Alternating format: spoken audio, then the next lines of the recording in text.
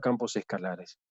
Obviamente la forma más simple de analizar el problema hasta ahora es tomando en cuenta campos escalares de dos variables, o sea, campos escalares cuyo dominio está circunscripto en R a la 2, ¿no es cierto? O sea, son subconjuntos de R a la 2 los dominios de los campos escalares que vamos a considerar.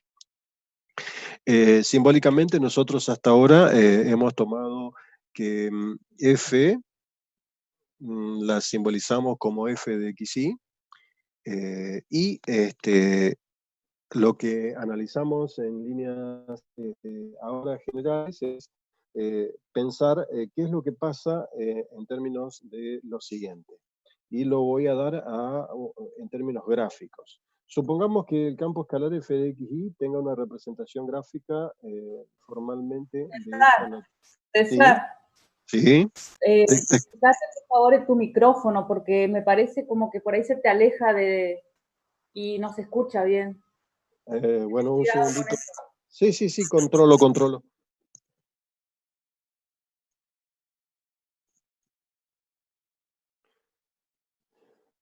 Bien. Como es un engendro lo que tengo de micrófono, puede ser que por ahí se empiece a desoldar. ¿Se escucha un poco mejor allí, por favor? ¿Puede ser? Sí, se escucha bien ahí, sí. Bien. Levantar el nivel.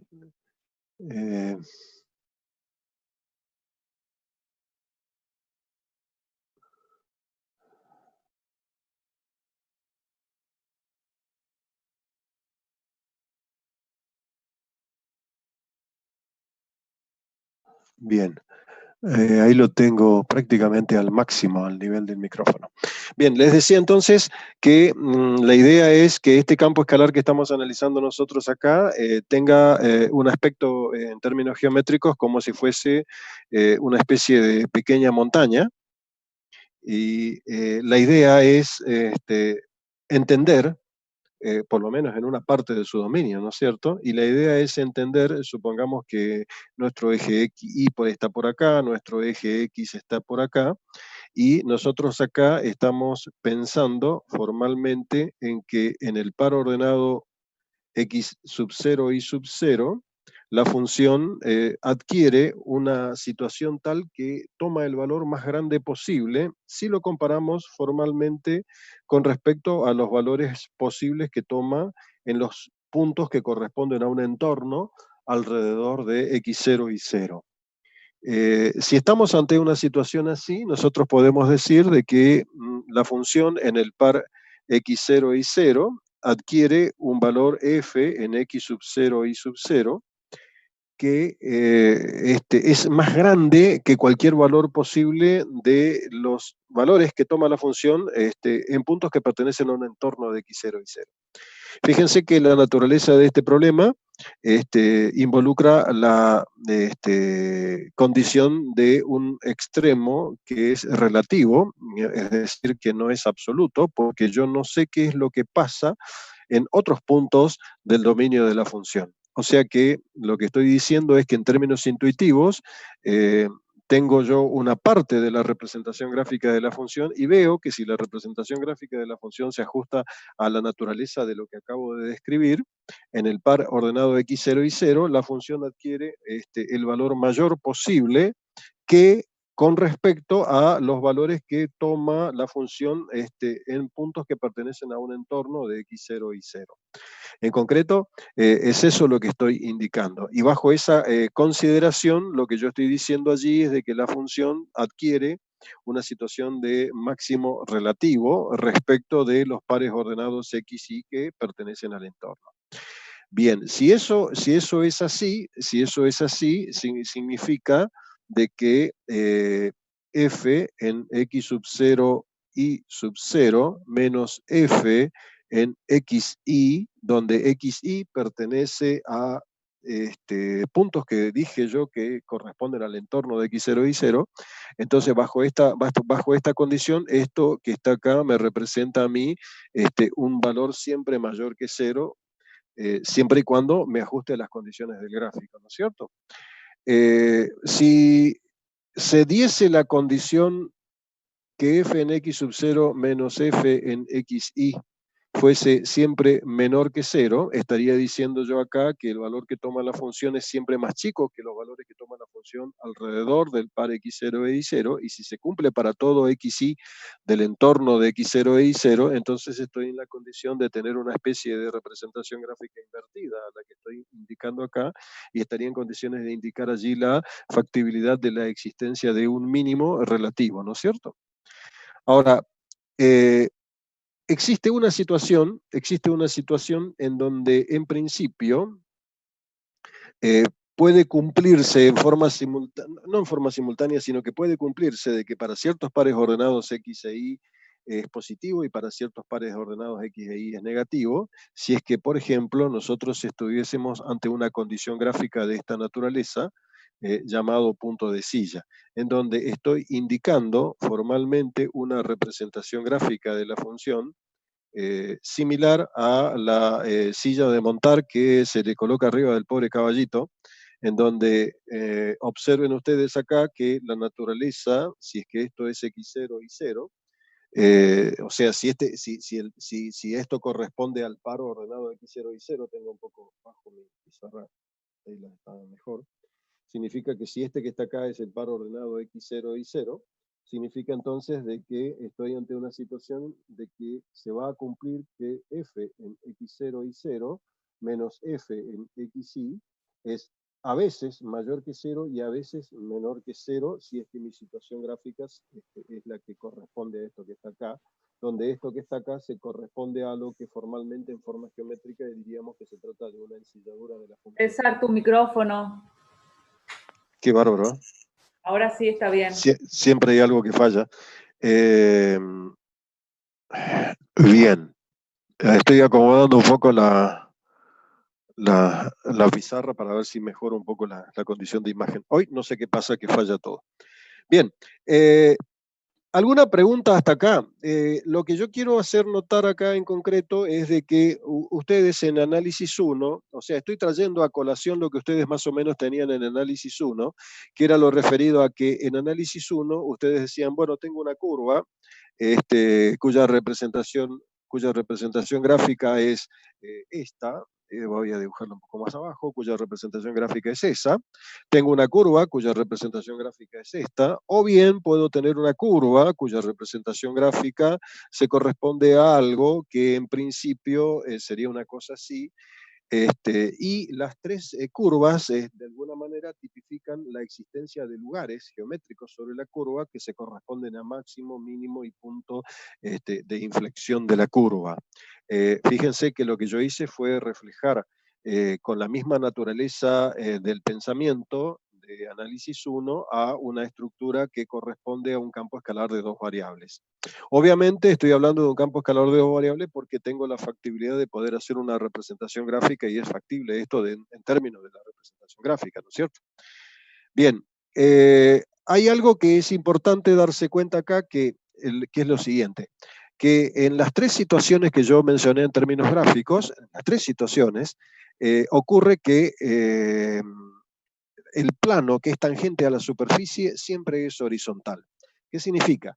Que si me refiero nuevamente a la representación gráfica que hice en el principio, y pienso en el plano que es tangente a la superficie en este punto T de tangencia, ese plano es horizontal. Concretamente es eso lo que está pasando. Obviamente la naturaleza de los problemas que yo estoy considerando involucran la existencia de un plano tangente, por lo tanto, si involucra la existencia de un plano tangente, involucra la condición de diferenciabilidad de la función. Por lo tanto, estoy trabajando siempre con funciones de las que funcionan muy bien y que por lo tanto son diferenciables, ¿no es cierto? Es eso lo que estoy diciendo.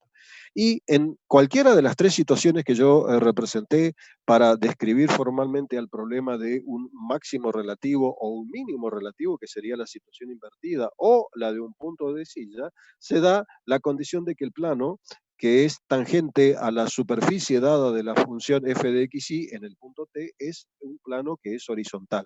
Si ese plano es horizontal, cualquier recta que pertenece al plano y que obviamente también es tangente a la superficie en el punto t, tendrá una pendiente nula. El hecho de que yo considere dos rectas cualesquiera, por ejemplo, las rectas cuyas pendientes están medidas en términos de las derivadas parciales respecto de x y respecto de y simplemente, esas dos rectas van a ser horizontales y por lo tanto las derivadas parciales van a ser nulas. Por lo tanto, la condición necesaria que existe para que se cumpla la situación de existencia de un punto que me representa a mí un máximo, un mínimo o punto de silla, o sea, un máximo relativo, un mínimo relativo, está dada en términos de que la derivada parcial de la función respecto de la variable x se anule en forma simultánea con la derivada parcial de la función respecto de y, conformando esto un sistema de dos ecuaciones con dos incógnitas. Noten ustedes acá, o sea, los reflejo todo esto en términos de un ejemplo para que notemos qué es lo que estoy pensando. Voy a dar un ejemplo, por ejemplo, f de xy igual a, vamos a buscar algo simple. Ayer ya creo que lo había escrito de esta manera, x menos 1 elevado al cuadrado más y menos 2 elevado al cuadrado. Vamos a suponer que esto es negativo, vamos a suponer que esto es negativo, y acá le vamos a poner un 25. Sí, así. Fíjense que si yo considero el análisis de este campo escalar así como está dado, ocurre que ese campo escalar así como está dado es siempre estos factores negativos son siempre negativos, no importa cuánto vale x, no importa cuánto vale y.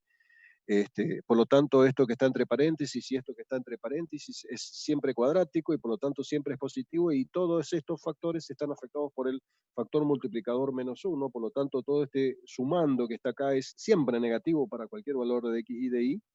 Y a lo sumo, esto siempre va a ser, o va a estar por debajo del valor 25, ¿no es cierto? Eso se dan cuenta ustedes, ¿no es cierto? O sea que la función f de x y va a ser una función que para cualquier valor de x y de y siempre va a estar por debajo de 25. A lo sumo va a estar igual a 25 cuando x valga 1 y cuando y valga 2, o sea que este sumando que está acá se anule y la función valga 25. De ahí en más, para cualquier valor de x e y, la función va a estar por debajo de 25. En concreto es eso lo que va a pasar. Por lo tanto, desde el punto de vista intuitivo, ya les estoy diciendo de que nosotros nos vamos a encontrar en un punto del dominio de la función que nos va a representar acá, si es que se cumple todo lo explicado anteriormente, como que vamos a encontrar un máximo relativo de la función que por la naturaleza del problema se va a transformar también en un máximo que es absoluto, o sea, va a ser el más grande de todos. Pero bueno, independiente de toda esta situación, fíjense que si ustedes calculan la derivada parcial respecto de x de este problema, se van a encontrar acá con menos 2 que multiplica a x menos 1. Si calculan la derivada parcial respecto de y, se van a encontrar con menos 2 por y menos 2, ¿no es cierto? Y estoy exigiendo de que esto se anule en forma simultánea. Noten de que se acaba de configurar un sistema de dos ecuaciones con dos incógnitas, en donde tenemos la suerte de que la primera ecuación tiene o es dependiente exclusivamente de la variable x y no depende de la variable y, o sea que está implícita, mientras que en la de abajo la variable x es la que está implícita, y por lo tanto de acá puedo deducir que x es igual a 1 como única condición para que se anule la primera ecuación, y que y es igual a 2 como única condición para que se anule la derivada parcial, ¿no es cierto? Por lo tanto, este sistema de dos ecuaciones con dos incógnitas me conduce a una única solución que ya la habíamos pescado nosotros en términos intuitivos pensando sobre el funcionamiento de la función, ¿no es cierto? Acá nosotros deberíamos ahora tomar algún tipo de decisión que no me vincule la experiencia gráfica, por así decirlo, y deberíamos pensar qué es lo que pasa con la función y los valores que toma la función en puntos que son pertenecientes a un entorno alrededor del punto 1, 2. Miren las cosas de esta manera. Voy a pensar las cosas así. Voy a pensar que por acá tengo x igual a 1, por acá tengo y igual a 2, y esto que está acá es el par ordenado 1, 2, ¿no es cierto? Esto es 1, 2. Bien, ¿Cuánto vale la función en el par ordenado 1, 2? Y bueno, es muy fácil, 0, 0 y vale obviamente 25. Habíamos dicho nosotros de que íbamos a comparar cuánto vale la función en 1, 2 y la iba restándola a el valor que toma la función en un punto que está alejado de 1 o 2 y perteneciente a un entorno. Y si está alejado de 1 o 2, es decir, que pertenece a un entorno alrededor de 1 o 2, es porque voy a considerar pares ordenados que están a la vueltita del par 1 o 2, y por lo tanto me tengo que alejar de 1 un cierto delta de x y me tengo que alejar de 2 un cierto delta de y, ya sea delta de x positivo o delta de y negativo, para decir de que estoy en cualquier lugar de los alrededores de 1 o 2. Eso me conduce a mí a 1 más un cierto delta de x, 2 más un cierto delta de y.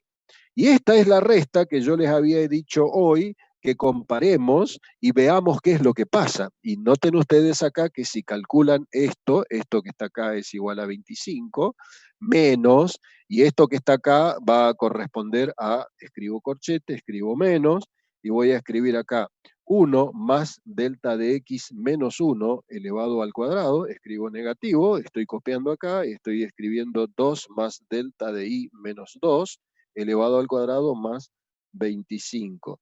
Bien, esto que está acá es la continuidad de lo que estoy estableciendo en términos de la resta, y si ejecuto la operación algebraica establecida, fíjense que por acá tengo escrito 25 menos, me va a cambiar los signos de estos factores, por lo tanto me va a quedar más, esto se va a cancelar con esto se va a cancelar con esto, y cada uno de estos factores me queda como positivo, y fíjense que me aparece acá delta de x al cuadrado, acá me aparece más delta de y elevado al cuadrado, y por acá con este signo menos se me cambia y esto me queda 25, por lo tanto esto queda anulado, y fíjense que esto es igual a delta de x al cuadrado más delta de y elevado al cuadrado. O sea que f en el punto 1, 2 menos f en el punto 1 más delta de x, 2 más delta de y, se expresa para este ejemplo como delta de x al cuadrado más delta de y al cuadrado.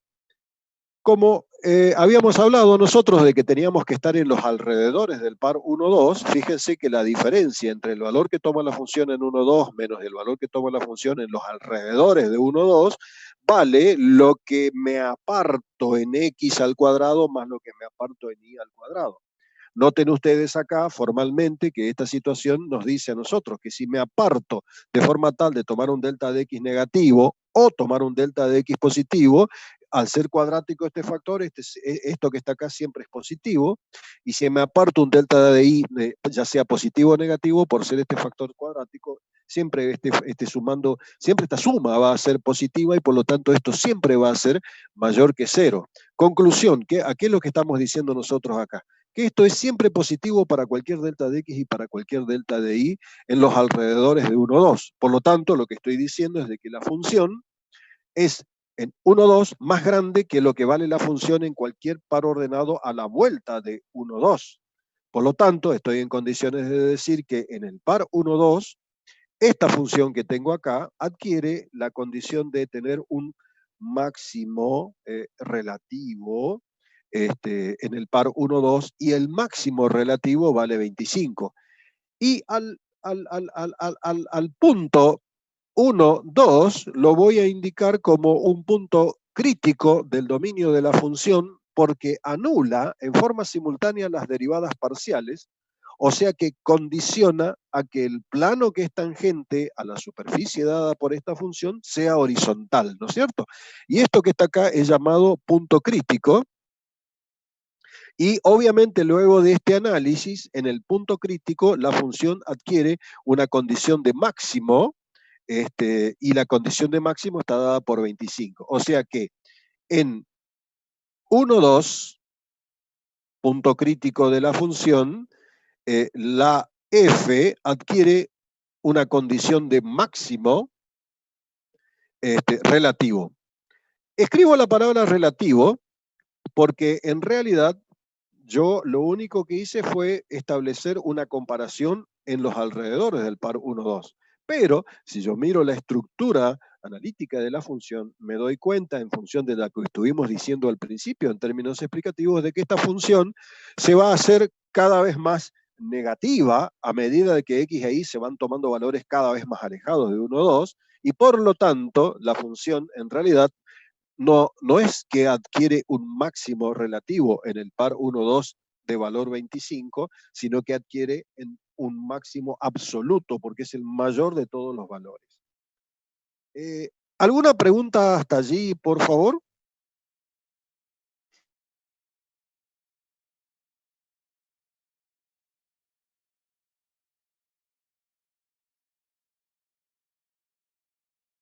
¿Se entiende más o menos esto? Bien. Bueno, entonces, obviamente se dieron cuenta de que acá no hice nada, como diríamos en la condición de análisis, uno no hice nada automático, sino que me encontré con la situación de analizar específicamente qué es lo que pasa, ¿no es cierto? Pero independiente de todo esto, si tenemos un campo escalar cuyo dominio está en R a la 2 o está incluido en R a la 2, la condición necesaria para que exista un punto crítico que me pueda llegar a definir una situación de máximo relativo o mínimo relativo o punto de silla está dado en términos de que se anule formalmente el sistema de dos ecuaciones con dos incógnitas de la variable de las variables x e y, ¿no es cierto?, en términos de las derivadas parciales respecto de x y derivada parcial respecto de y. Y de acá yo me voy a encontrar con lo que llamaríamos puntos críticos. Es obvio de que una función no necesariamente tiene, como en el ejemplo que les planteé hasta ahora, uno y solo un punto crítico. Puede llegar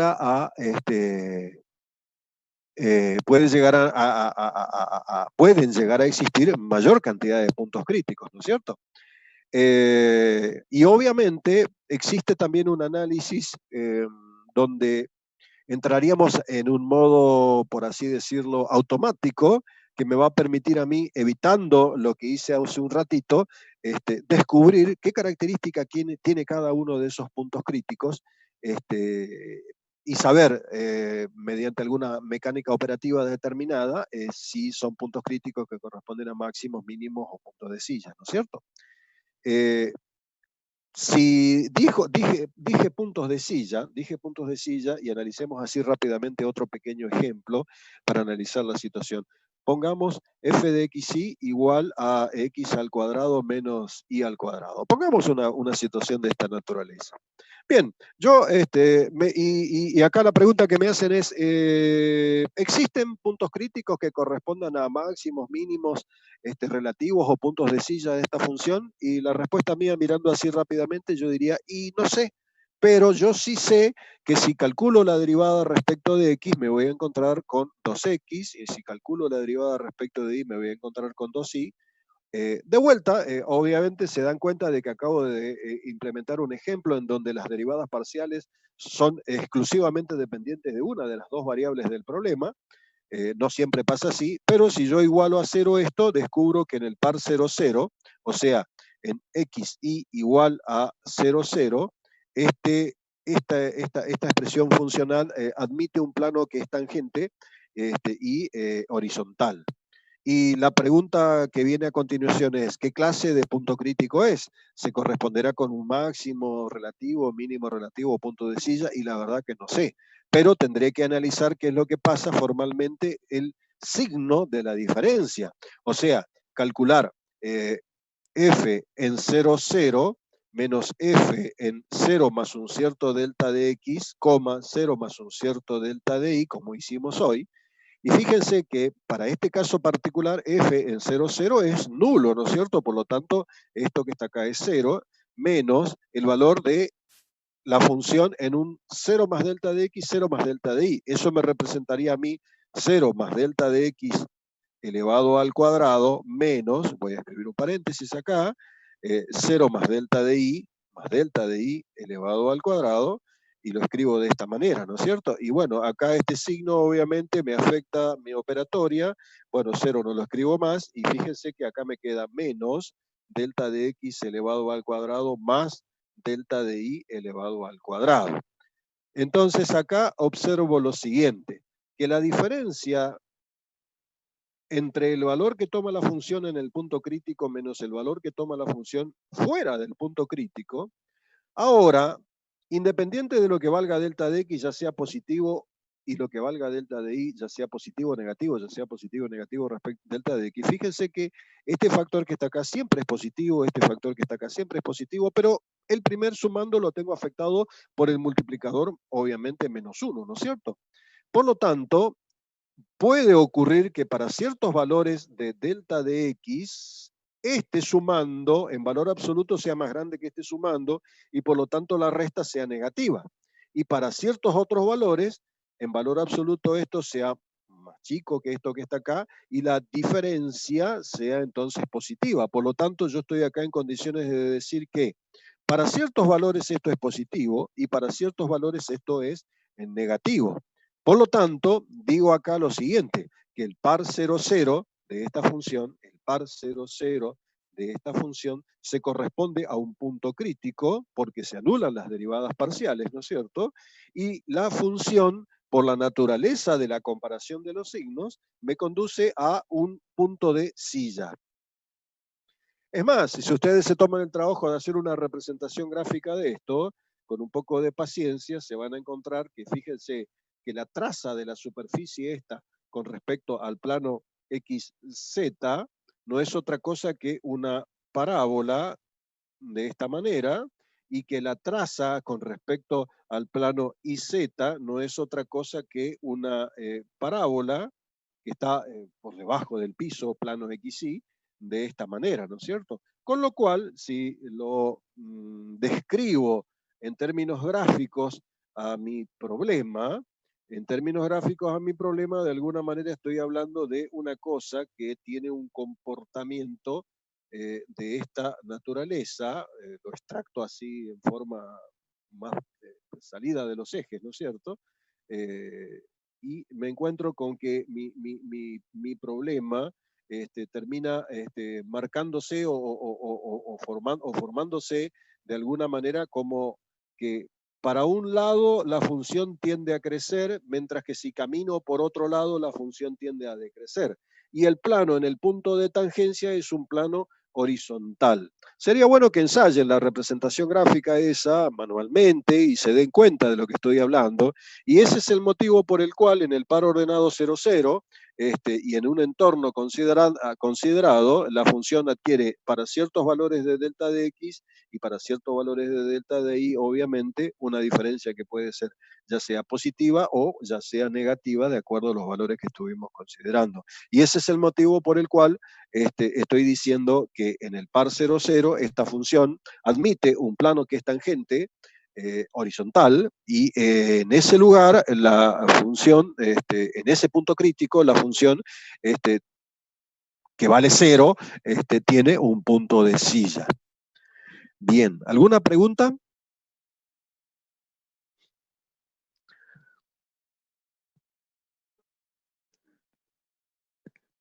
¿Se entiende más o menos esto?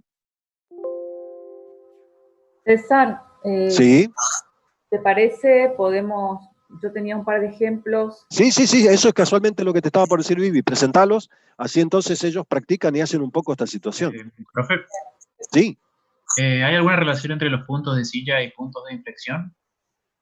O sea... bueno, a ver, el punto de inflexión sería el punto de silla de análisis 1, por así decirlo, ¿no es cierto? Pasa que en análisis 1 el punto de silla no puede ser bidimensional porque es un problema que se ocurre en el plano, ¿no es cierto? Mientras que el punto de silla es un problema tridimensional.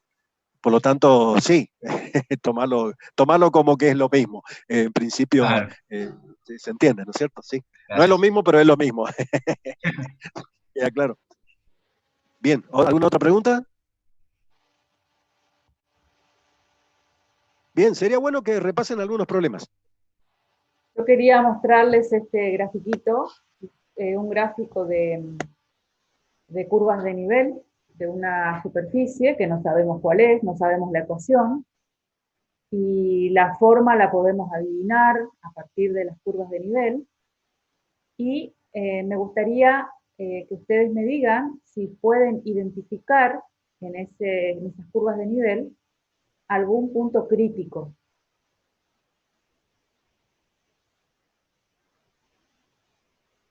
O algunos.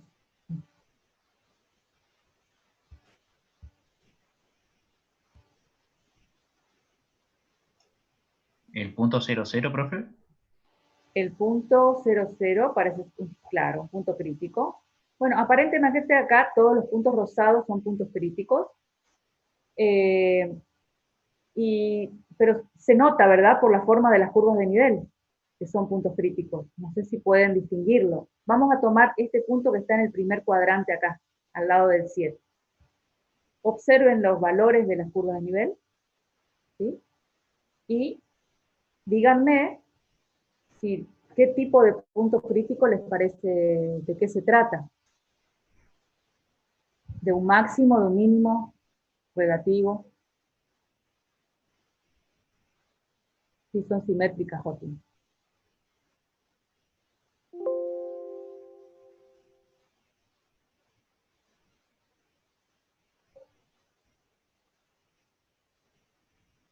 El 0 es un punto de silla. ¿Por qué?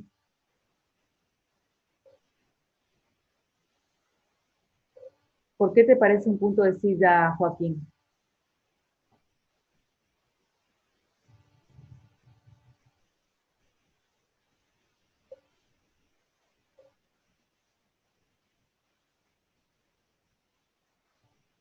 El que está cerca del 7 es un máximo. ¿Es correcto? Me gustaría que lo puedas justificar.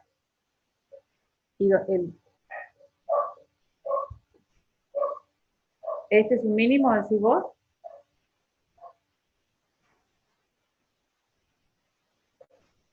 A ver, vamos a empezar con esto. Ahí está, está bien, está bien. Es un máximo, porque las curvas de nivel, estos valores son valores de z, ¿verdad? Valores constantes de z. O sea, z igual a 3, z igual a 7, y evidentemente va aumentando, y en el punto rosado tendría un máximo relativo. Lo mismo pasaría en este punto que está en el segundo cuadrante y es simétrico a ese, al anterior. El punto 00, acá, esta es la curva de nivel menos 3 y esta es la menos 1,48, o sea que va aumentando también. ¿Por qué sería un punto de silla? Para mí es un punto máximo también. ¿Sí? El que puede ser los puntos de silla pueden ser estos dos. ¿No, César? Se fue César. Bueno. Está, pero este está claramente su máximo y este también, porque acá va aumentando. César. Sí, no, tenía justo el micrófono cerrado, pero sí, corresponde a eso. Ocurre que la representación gráfica que estamos tomando no tiene muy claramente descripta los valores de cota de las curvas de nivel, pero sí. Miren lo que aparece bien sobre la derecha, que aparece menos 30, menos 20, menos 10, y llévenla con la vista a todos los contornos, entonces ahí van a poder identificar claramente el valor. El que está alrededor del punto 00, fíjense que corresponde a una curva de nivel de menos 1,48, o sea que ese corazón que aparece a la vuelta del 00, yo entiendo que vale menos 1,48, ¿no es cierto? Sí, y si me alejo un poquitito, fíjense que la primer curva que aparece da la sensación de que sería correspondiente a algo que está entre menos 3 y menos 0,8. Si la miro en términos de interpolar visualmente los contornos que están dibujados, ¿no es cierto? Si donde tiene Vivi ahora el cursor un poquitito más abajo, fíjense que esa curva de nivel es menos 3, esa que está marcando ahí es menos 3, ¿no es cierto? La curva que sigue, puede ser que sea rondando los valores cercanos al menos 0,8 o algo por el estilo. No están bien claramente indicados los valores, no. Hay que perseguirlos con el ojo, Pero de Pero todos es- modos, es como, sí, de todos modos, digamos, el tema de las curvas de nivel, quería mostrarles nada más cómo también, cómo leerlas, ¿verdad? O sea, eso tiene correcto. más que ver con las curvas de nivel que con lo que estamos viendo ahora, pero no quería dejar pasar esto, eso Sí, sí, que sí, sí, sí. lo vean. Otra cosa que yo vi por ahí recién escrito en el chat era de alguna simetría. La simetría no tiene nada que ver con la existencia de los puntos críticos, sino que la simetría tiene que ver con la forma en que está descrita la ley de aplicación de la función, ¿no es cierto? A veces ocurren simetrías, a veces no ocurren simetrías. Eso hay que tener cuidado, ¿no es cierto? Bueno, veamos un ejemplo, ¿sí? Otro ejemplo más. Les había planteado hoy a la tarde un ejercicio, un ejemplo, que era una curva de la cual no sabemos la representación gráfica, que es x menos y por 1 menos x por y. Y no tengo la menor idea de cuál es la gráfica, a diferencia de la curva que mostró hoy César, que era una curva que nosotros ya podíamos ver, digamos, saber de qué tipo de curva, de qué tipo de superficie se trata. Y si sabemos la superficie, como ya las conocemos a las cuádricas, si es una cuádrica conocida, podemos adivinar que si hay un máximo, un mínimo, o muchos máximos, muchos mínimos, etc. O puntos de densidad. Entonces elegí una función de la cual no tenemos la menor idea de cómo es la gráfica, pero queremos saber si esta función toma valores máximos y o mínimos o puntos de inflexión, de silla. Entonces vamos a hacer, en principio, vamos a ir a la condición necesaria para la existencia de puntos críticos, que lo van a hacer ustedes. ¿Sí? Dijo recién César que las derivadas parciales, en este caso son dos derivadas parciales de primer orden, se tienen que anular en forma simultánea, con lo cual ustedes acá van a obtener un sistema de ecuaciones que habría que resolver. El que él resolvió era muy fácil, se eligió uno fácil para que no le salga mal, y ahora vamos a hacer otro más difícil, que lo van a hacer solitos. Entonces, hagan las derivadas de la función, las igualan a 0 y me cuentan qué les da. Me van contando lo que les da. Yo les doy tiempo ahora.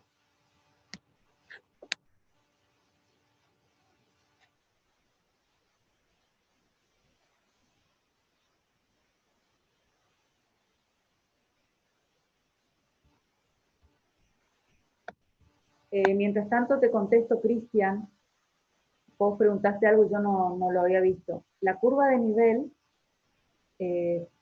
cuando vos tenés la curva de nivel, al lado dice el valor de z al que corresponde. Si esto corresponde a menos 3, y la curva que sigue, que es más chiquitita, esta corresponde a menos 1, quiere decir que la función va creciendo de acá, en esta dirección. ¿Sí? Ah, bueno, está. Y si tengo un puntito acá, un puntito así, quiere decir que ahí hay un máximo, por ejemplo, en este caso. ¿Sí? Está.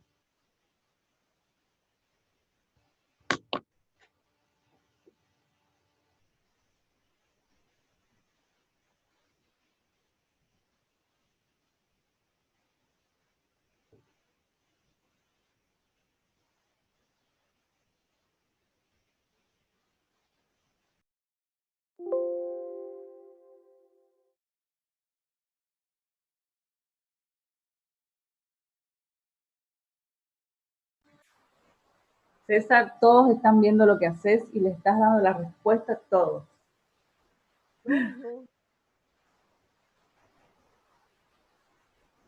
La derivada, dice acá alguien que pudiste haber hecho mal, a ver.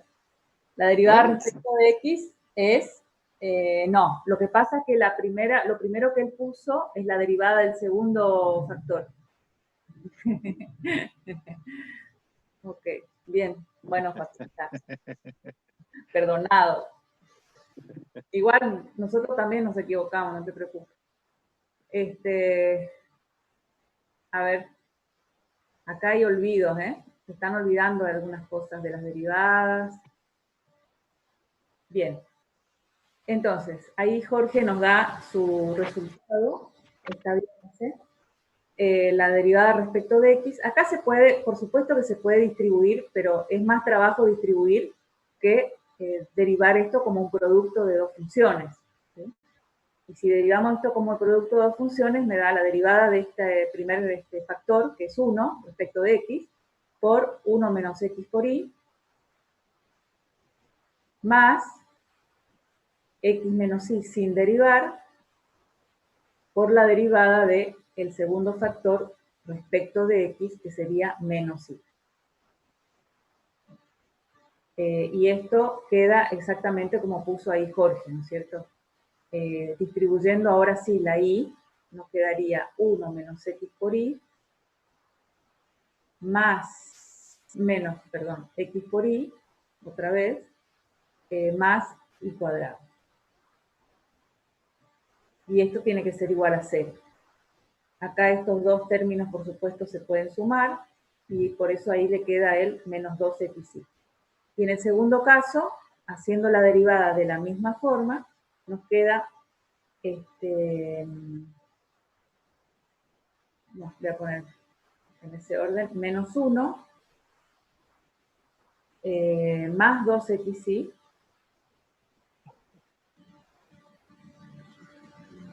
más menos x cuadrado.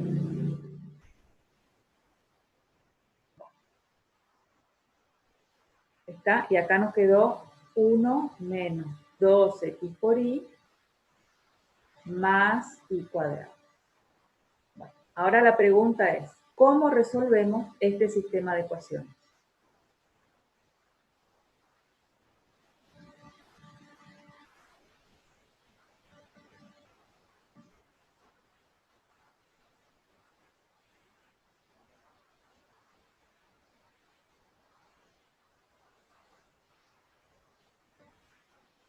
Este es un sistema que no es lineal, ¿sí? Y la mayor parte de los sistemas no van a ser lineales. Y en general es la parte más que más les cuesta resolver, porque están olvidados de cómo se hace, ¿sí? Observen las dos ecuaciones, son muy parecidas. ¿Qué podemos hacer ahí? La forma de resolver estos sistemas es por igualación o por sustitución, ¿sí? Pero también se puede usar acá, utilizar uno de los métodos que ustedes utilizaban de suma y resta de ecuaciones. Entonces obtengo un sistema equivalente a este, sumando o restando ambas ecuaciones. Esas son las tres formas. Díganme ustedes de qué manera les gustaría resolver esto, o les parece más adecuada en esta situación. Sumando las dos ecuaciones. Sumando las ecuaciones. Entonces, si yo sumo estas ecuaciones, digamos que obtendría un nuevo sistema de ecuaciones equivalente al anterior, ¿sí? Vamos a suponer, escribo una de las ecuaciones y la otra sería la suma de las dos. Y si sumo las dos, por supuesto se anula esto y me quedaría menos x cuadrado más y cuadrado igual a 0. Y entonces yo les pregunto, ¿qué puntos verifican esta igualdad?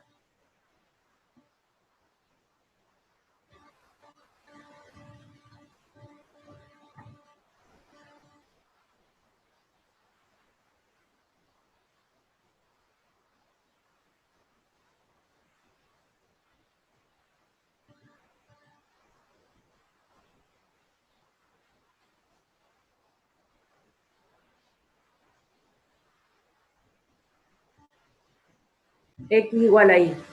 Bueno, está un poco incompleta tu respuesta, Jorge. Está bien, pero, a ver, miremos entre todos. Acá me quedaría y cuadrado igual a x cuadrado.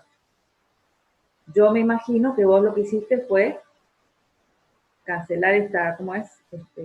anular estos cuadrados, aplicando raíz cuadrada a ambos miembros, ¿sí? Sin escribirlo, pero cuando saco ese cuadrado, ¿qué es lo que pasa ahí? ¿Puedo poner que y igual a x? ¿Así nomás? ¿O hay otra situación que también verifica esto? Cuando saco el cuadrado. Ah, ahora sí. O y igual a menos x. ¿Y esto qué significa? Significa que todos los puntos que estén sobre la recta y igual a x o y igual a menos x, sobre todos esos puntos hay puntos críticos. O sea que hay infinitos puntos críticos. Pero no sabemos cuál es la naturaleza de esos puntos críticos. No sabemos si son puntos mínimos, máximos, relativos, absolutos. No sabemos. ¿Sí? ¿Cómo podemos saber? Es otra historia y ahora lo podemos analizar. Pero lo que quiero que quede claro acá es que nosotros, resolviendo este sistema, pudimos encontrar todos los puntos críticos. ¿Sí? Todos los puntos críticos que tienen la forma.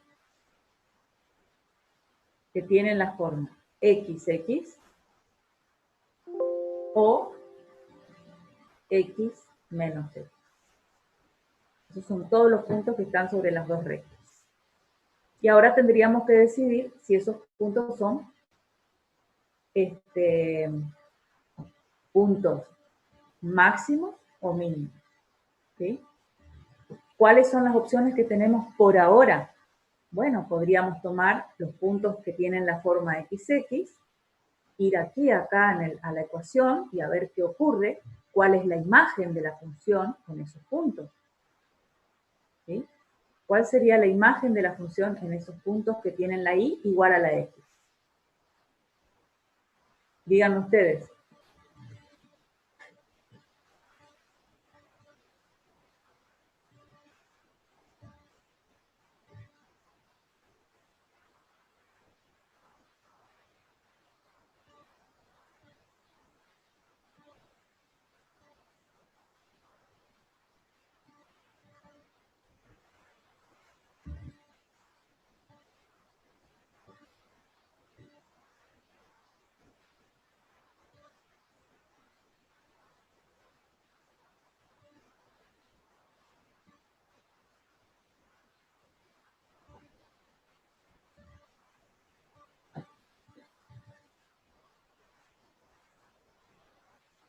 La imagen de todos los puntos que están sobre esta recta, quiero.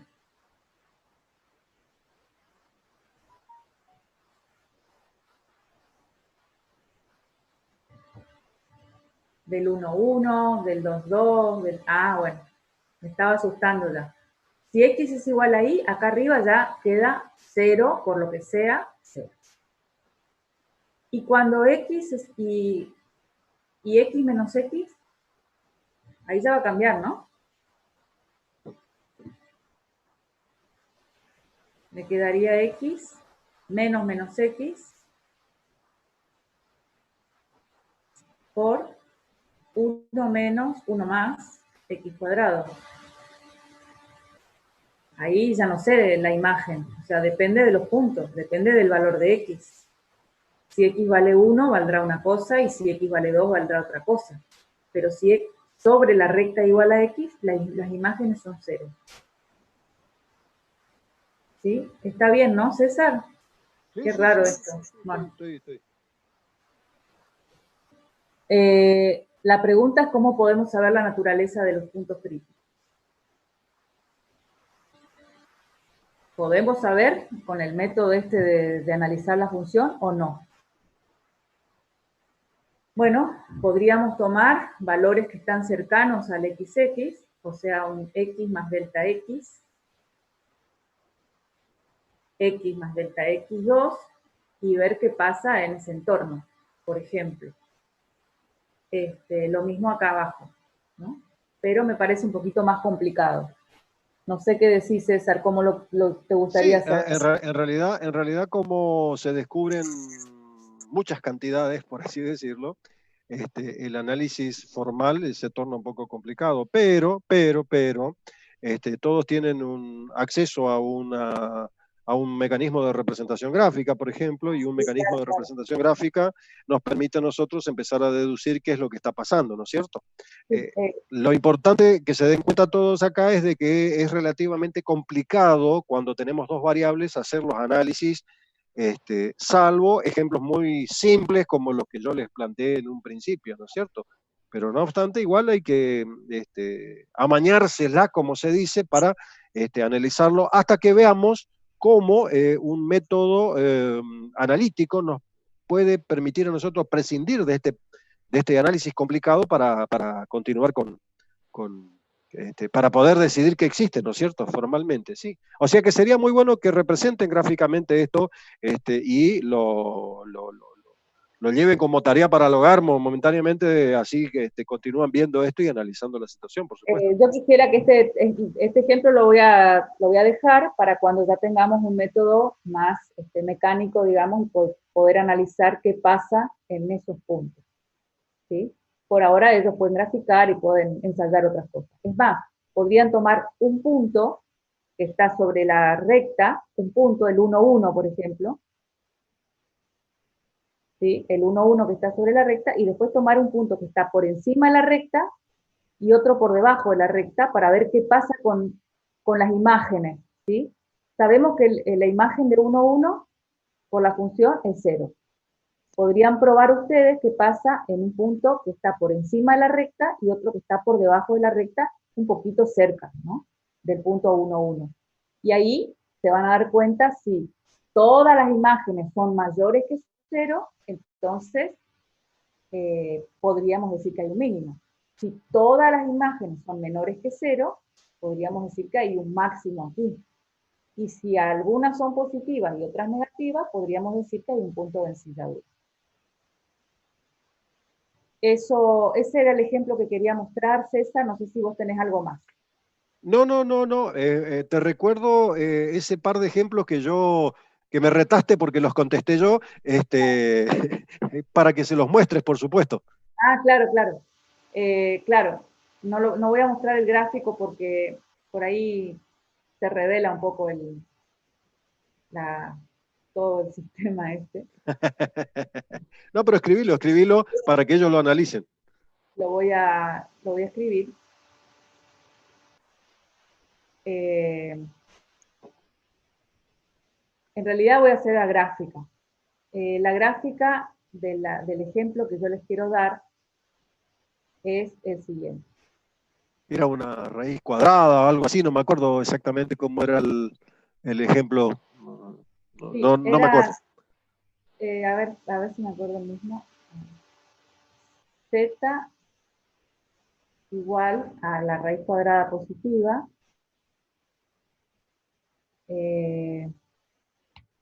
Era algo desplazado, pero esta vez no lo hago desplazado.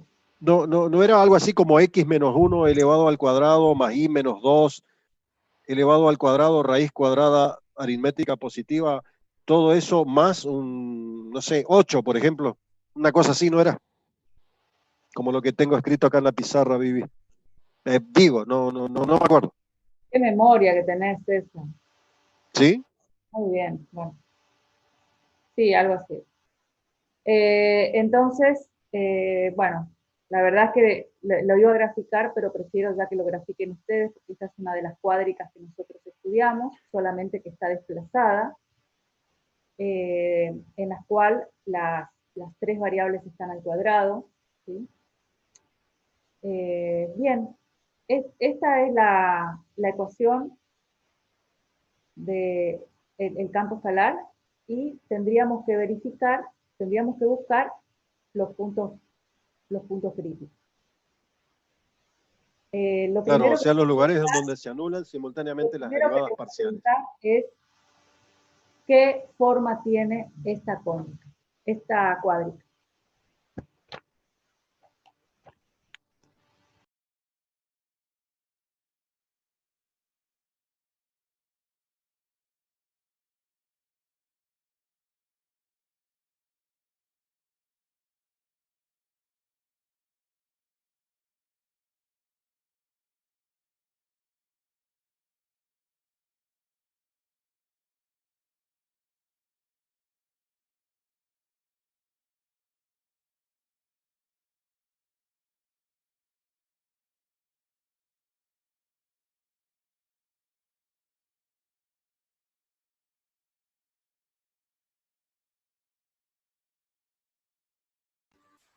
Algunos estaban presentes ese día.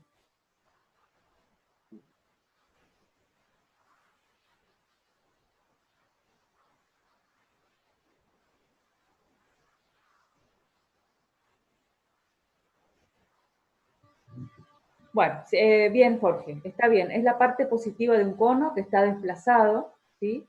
Está desplazado, o sea que más o menos, a ver, digamos que es una cosa así. Ustedes después lo grafican bien. Entonces, yo lo que les pregunto es lo siguiente. Esta es, claramente tiene un punto mínimo acá en la puntita, ¿no? En este vértice.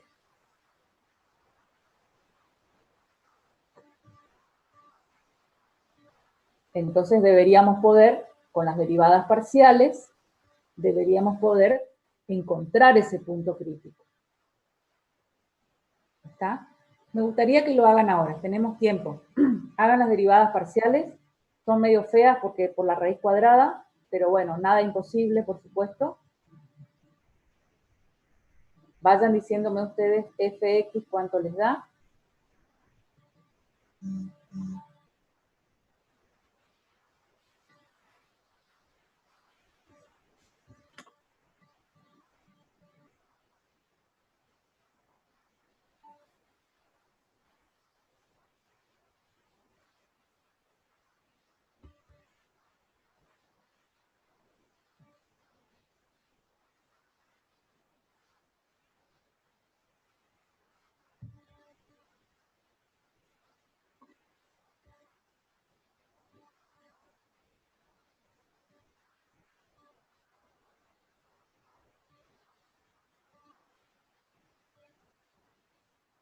Vamos muchachos, díganme la derivada en x.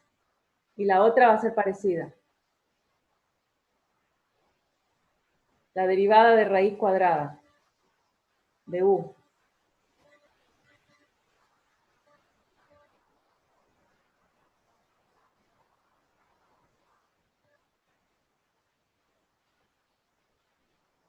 O u a la 1/2. 1/2 por u a la menos 1/2 por u prima.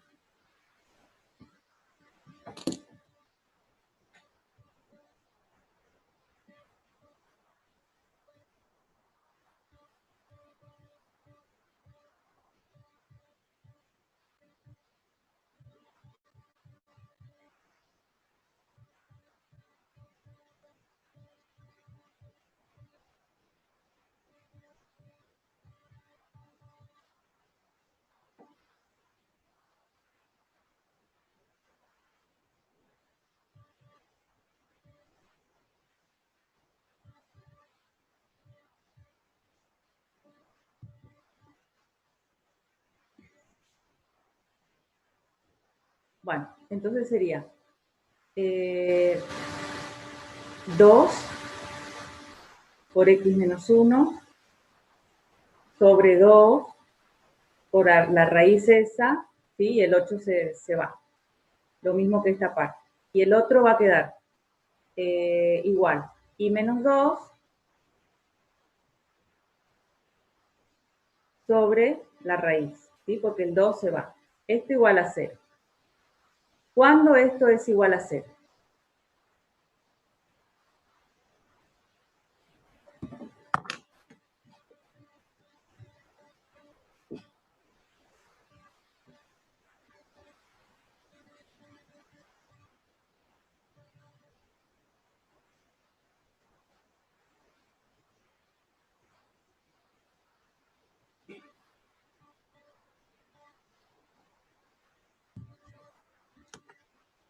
Eso es. Cuando el numerador es 0. O sea, acá el denominador no influye para que esto valga 0. Entonces, esto vale 0 cuando x vale 1. Y esto vale 0 cuando y vale 2. ¿Sí? O sea que ese 1, 2 no es más que el centro, el vértice del cono. ¿Mm? Así, va, ahí. Perdón, Vivi, me meto. Metete. Hay que tener en cuenta un pequeño detalle, que lo que aparece en el denominador también tiene los factores x-1 e y-2 presentes. Por lo tanto, No lo escribí. claro, el denominador se nos descompensa y, Claro, y claro. hay que tener Entonces, cuidado con ese detalle. sí, señor, gracias. Entonces, cuando x vale 1 y cuando y vale 2, ahí estaba el punto, ¿no? El secreto. Cuando x vale 1 e y vale 2, se anula el denominador también, claro. Entonces, O sea, las derivadas parciales no existen allí. Entonces, las derivadas parciales no son continuas, ¿no? No existen. Claro, no existen, no están definidas las derivadas parciales en ese lugar. No se definen. De hecho, no continúan tampoco. Pues. Entonces vamos a poner así, anulan la raíz del denominador, ¿sí?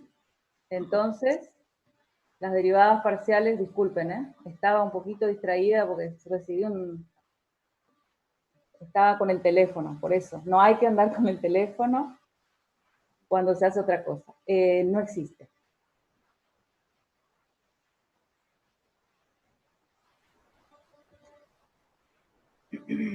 Exactamente, Joaquín. ¿Y qué hacemos entonces si no existen? ¿Cómo podemos encontrar este punto crítico?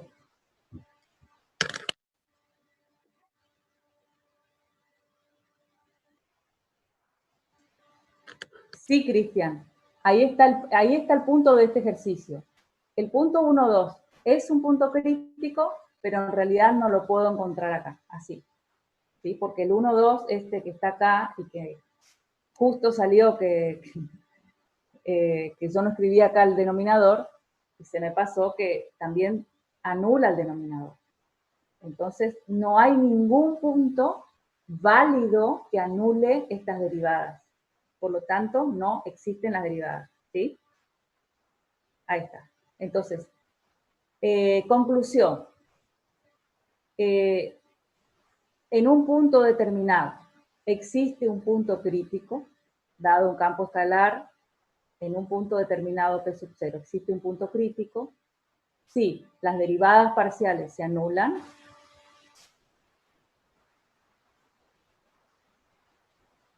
O no existen.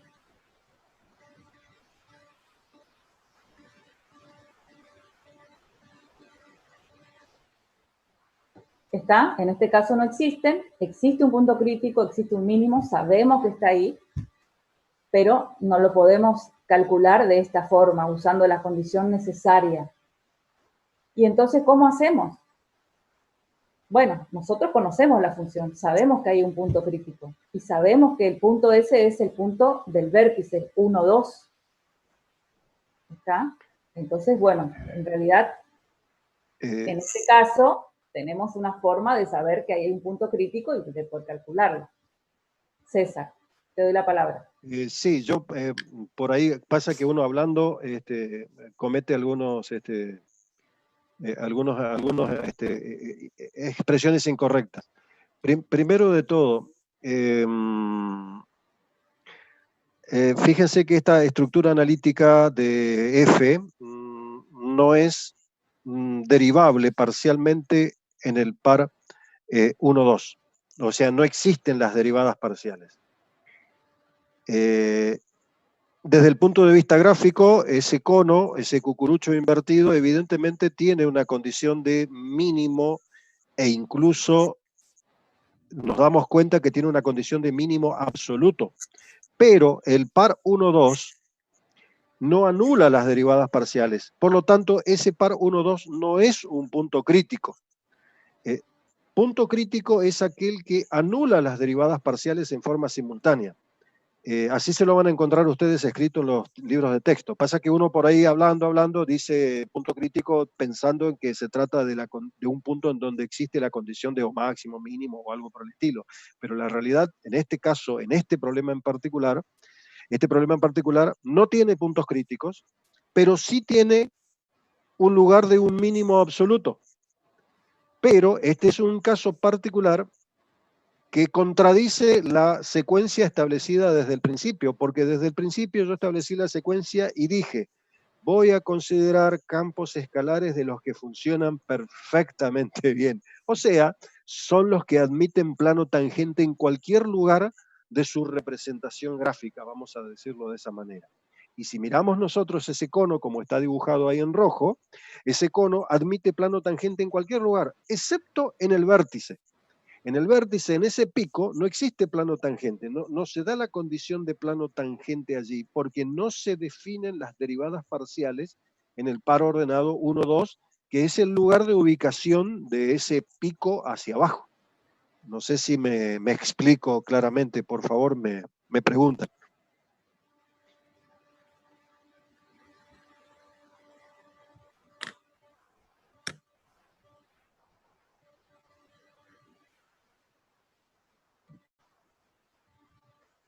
Bueno, creo que quedó, César.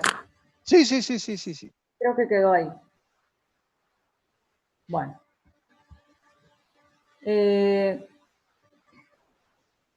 Listo, ya con esto ya cerramos. ¿Te parece? Sí. Había otro problema que lo utilizamos a este en comparación. No recuerdo cuál era ya realmente, Vivi, sinceramente ya no me acuerdo, pero para que encuentren los puntos críticos de ese otro problema nada más. Era f de x igual a coseno. El coseno de x más y. De x más y. Correcto. O sea, reitero nuevamente la situación. El campo escalar que establece Vivi allí, que se llama cono, para nosotros en la jerga geométrica, ¿no es cierto? Es un lugar geométrico, eso es un campo escalar que está definido para cualquier valor de x e y, pero su naturaleza es tal que no admite plano tangente en 1, 2, y por lo tanto pierde su condición de diferenciable en el par ordenado 1, 2. A pesar de eso, tiene un punto que es de mínimo, y el mínimo corresponde a la terna 1, 2, 8. Dado que 8 es el valor que toma z en el par 1, 2, ¿no es cierto? Y eso se corresponde a un mínimo, que se corrobora totalmente en términos gráficos, por supuesto.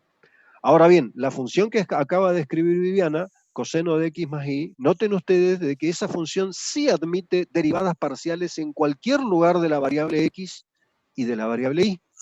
O sea que esa es una función que va a ser diferenciable en términos que las derivadas parciales son continuas.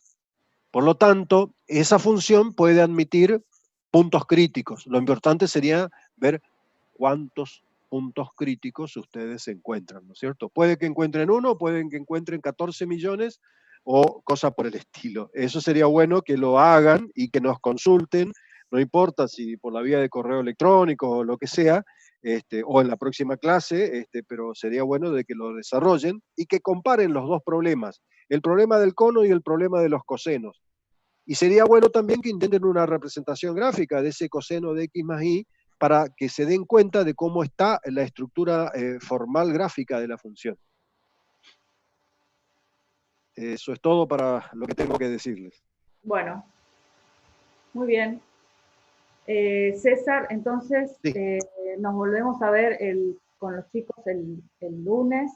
El viernes, yo no sé, yo puse una clase el viernes a las 8 que es de consulta, pero el viernes pasado vinieron 2 chicos nada más. Así que la verdad es que evidentemente no les sirve ese horario, por la razón que sea. Capaz que cambio el horario. Ustedes me dirán qué día les viene bien, chicos, y a qué hora. Díganme otro día, no sé, qué día puede ser de consulta. Porque el viernes, para que haya 2 alumnos, no se aprovecha. Depende, sí, pero tiren un día ustedes, no sé, yo no sé ni los horarios de ustedes, no sé cómo estudian, no sé cómo cursan. A la siesta, por eso, a la siesta tienen física, y a la tarde, viernes a la tarde o jueves a la tarde, tardecita.